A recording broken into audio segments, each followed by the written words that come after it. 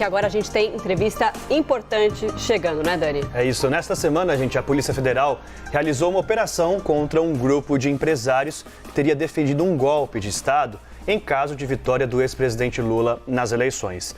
Os mandados de busca e apreensão foram autorizados pelo ministro do Supremo Tribunal Federal, Alexandre de Moraes, no âmbito do inquérito das milícias digitais. Informações que você viu em primeira mão aqui no Live CNN. Essa ação ocorreu após o site Metrópolis divulgar os prints das conversas no WhatsApp que mostram esses empresários, apoiadores do presidente Jair Bolsonaro, manifestando apoio ao golpe. Para comentar esse assunto, nós vamos conversar agora ao vivo com o ministro aposentado do STF, Marco Aurélio Mello. Ministro, muito bom recebê-lo aqui no Live CNN. Boa tarde. Uma satisfação enorme, Daniel, falar a vocês, tendo como interlocutores você e a nossa Marcela e tentar esclarecer alguma coisa nesses tempos tão estranhos.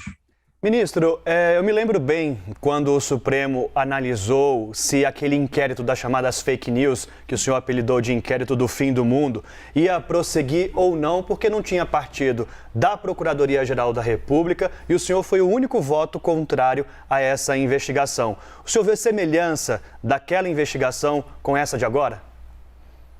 Vejo, o que começa errado tende a prosseguir errado. E aí, agora, nós tivemos um ato, a meu ver, um ato de força envolvendo cidadãos. Por quê? Porque trocaram ideias, não preconizaram em si golpe, mas disseram simplesmente que entre ter-se o ex-presidente Lula, que foi ressuscitado politicamente pelo Supremo, fechando inclusive a porta ao surgimento de uma terceira via, de um terceiro nome, e um golpe, eles prefeririam até mesmo o golpe. Por quê? Eu, por exemplo, já votei no ex-presidente Lula, mas não votaria agora como ex-juiz. Alguém que foi condenado 4 vezes pela Justiça Federal por crimes diversos, crimes contra a administração pública, e que no passado foi presidente do país por 8 anos e deu as cartas do governo Dilma por mais 6 anos. Será que não temos outros candidatos? Agora, repito, com essa polarização se brecou o surgimento em si de um terceiro nome, o que não é bom. Eu, por exemplo, como cidadão, como eleitor, eu sou favorável a abrir-se o leque e ter-se vários candidatos para escolha pelos eleitores. Agora, com a palavra, os eleitores. Agora, ministro, só então ainda seguindo nesse ponto, né?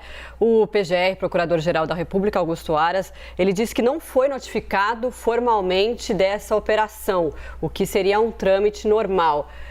Diante disso, o procurador Augusto Aras está certo? Olha, quem é o titular da ação penal pública incondicionada? É o Ministério Público. O Judiciário, de início, é um órgão inerte. É certo que, nesse caso, houve uma ponderação, um requerimento, talvez, da Polícia Federal. Mas, a meu ver, e eu faria isso se fosse o relator do caso, se não tivesse levado ano passado o cartão vermelho para vir para casa, incumbia ao relator, a meu ver, ouvir o Ministério Público, ouvir o Estado acusador. O Supremo é simplesmente Estado julgador e tem a última palavra sobre o direito positivo, sobre o direito posto, o direito aprovado pelo Congresso Nacional, que atue com temperança que, a meu ver, sob a minha ótica, não está sendo observada. Ministro, quando o senhor citou a questão do ex-presidente Lula que retorna às eleições deste ano, o próprio Supremo, como o senhor bem pontuou, anulou os processos, não deliberou sobre a condenação, que aí foi remetido de novo para a instância inferior, que decidiu arquivar também por conta da prescrição desses crimes. Como que fica a questão da política e justiça? Uma decisão judicial não deve ser respeitada? a insegurança passa a ser total. Como eu disse, ele foi condenado em 4 processos crime. E aí, evidentemente, se tem as espécies de incompetência. No caso, o Supremo concluiu que haveria incompetência relativa. Indaga-se qual é o ensinamento básico nessa matéria. Incompetência relativa, que seria a territorial, ela preclui. E, portanto, reabriu o Supremo um processo, reabriu o Supremo um embrulho que não podia reabrir. Isso sob a ótica doutrinária, sob a ótica acadêmica e também sob a ótica jurisdicional. A segurança pública vai por terra, vai embora. E isso é péssimo em termos de dias melhores para essa sofrida república. Ministro, na sua avaliação, na avaliação do senhor, essa operação foi abusiva? Porque a partir do momento em que há mensagens do grupo, isso pode não configurar crime, mas a investigação pode apontar de que a partir dessas mensagens pode ter acontecido algum tipo de financiamento a atos, por exemplo, a atos do 7 de setembro. Chega-se a partir de um subjetivismo maior, porque eu só percebi nos diálogos, conversas entre os empresários, chega-se a atos de força, como a busca e a apreensão, a quebra do sigilo, a indisponibilidade de bens. É presumir o excepcional, ou seja, que todos sejam salafrários até prova em contrário. Daqui a pouco o réu vai ter que provar, para não ser condenado, a própria inocência, quando a rigor incumbe ao Estado, como eu disse, Estado acusador, provar a culpa e ela ficar sacramentada no processo crime. Não vi com bons olhos o que ocorreu com os empresários. Havia como investigar sem atos tão violentos. Como que o senhor vê a discussão em um grupo, ainda que privado, de pessoas de importância para o PIB brasileiro defendendo um golpe, não respeitando o resultado das eleições? A democracia, ela acaba fortalecida quando se cogita de golpe e o golpe não é implementado. Qual é o princípio básico que nos vem da Constituição Federal, mais precisamente do artigo 220 dela constante? A liberdade de pensamento, a liberdade de expressão. Nós não temos o crime de opinião. E em penal, direito penal, não se pune a simples cogitação. Uma coisa é a tentativa da prática criminosa. Outra coisa é a cogitação de ter-se o implemento de um crime que, a meu ver, não houve sequer. Mas houve a decisão e vamos ver aonde vamos parar. Isso é que é importante. Nós precisamos de temperança, nós precisamos de entendimento entre os poderes, abandonando-se um antagonismo maior. Nós precisamos de cuidar, por exemplo, das desigualdades que no país tanto nos envergonham. Ministro, Basília Rodrigues, nossa analista de política, participa da conversa. Basília. Oi, ministro, tudo bem? Obrigada pela entrevista. Eu tenho uma Basília, dúvida. Quanto tempo? Muito tempo, né? Exatamente.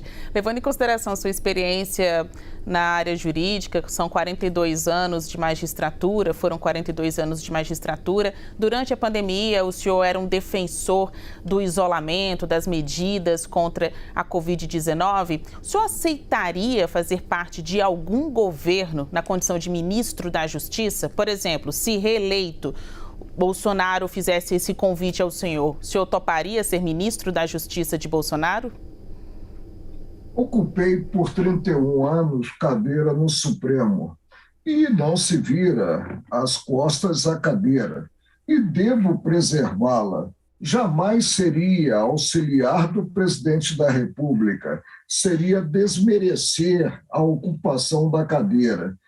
Fiquei 42 anos, é um recorde que ninguém vai bater, em colegiado julgador.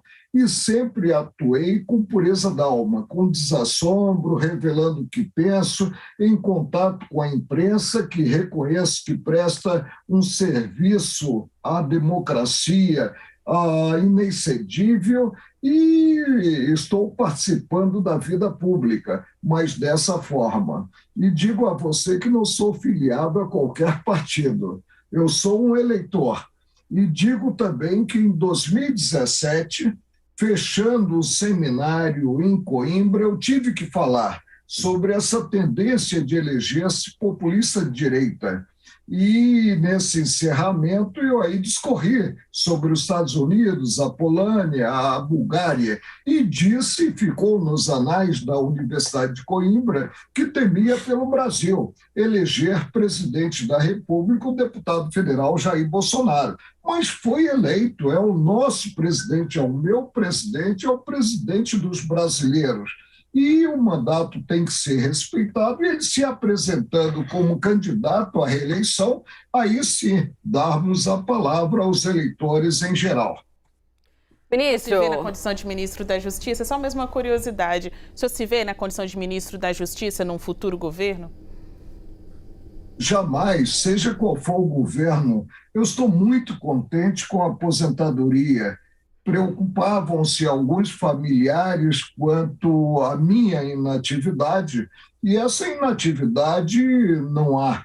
Eu sou, em si, um aposentado, mas não um inativo, e continuo atuando principalmente no campo do direito, mediante um instituto que tenho aqui, que presido, no Uniceub, que é o Instituto Uniceub de Cidadania, e também na emissão de pareceres. Não vou digladiar com os advogados, porque receio muito tomar um chá de cadeira de um colega de primeira instância acometido de juizite. Ministro, está tudo bem, obrigada, né, ministro? Agora, só para a gente finalizar, diante do movimento que a gente viu no dia 11 de agosto, né, de várias entidades, de vários setores da nossa sociedade se manifestando a favor da democracia, a partir de um momento em que a gente vê questionamentos do processo eleitoral, como que o senhor vê isso? Olha, eu devo dar a mão à palmatória. Convidado por um ex-diretor da USP, o professor Floriano, eu subscrevi o manifesto, mas pensei numa peça de juristas para reafirmar que a democracia veio para ficar, que a república é uma república sólida, democrática, o Estado é um Estado democrático de direito. Mas eu ouvi que se passou a utilizar esse manifesto como um instrumento político para se fustigar o atual governo e se apoiar o que seria um candidato da oposição, o ex-presidente Luiz Inácio Lula da Silva. Eu, se soubesse que seria essa destinação do manifesto, e não a simples reafirmação da democracia, a revelação da crença na democracia, eu não teria assinado em si o manifesto. O senhor se arrependeu? Me arrependi. E se arrependimento matasse, você estaria encomendando a minha missa de sétimo dia. Ministro Marco Aurélio Mello, muito obrigado pela entrevista aqui no Live CNN.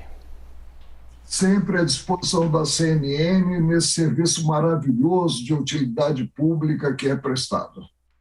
Até uma próxima.